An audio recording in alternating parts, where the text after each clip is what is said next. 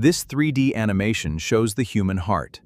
Inside, an abnormal opening sits in the septum. This allows red blood to flow between the atria. The procedure begins with a median sternotomy. The sternum is divided and retracted. This exposes the heart within the pericardium. We now prepare for the ASD repair. To begin cardiopulmonary bypass, the surgeon places cannulae in the major vessels. The heart-lung machine then takes over circulation, allowing precise repair on a still heart. The surgeon creates a precise incision in the right atrial wall. This exposes the atrial septal defect. This animation shows the closure of a secundum atrial septal defect. A needle passes through healthy tissue around the rim.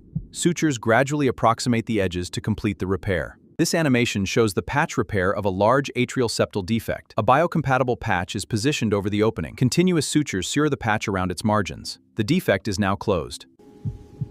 The patch is securely in place. We inspect the entire suture line for closure. There is no residual shunt. We begin by closing the right atrium.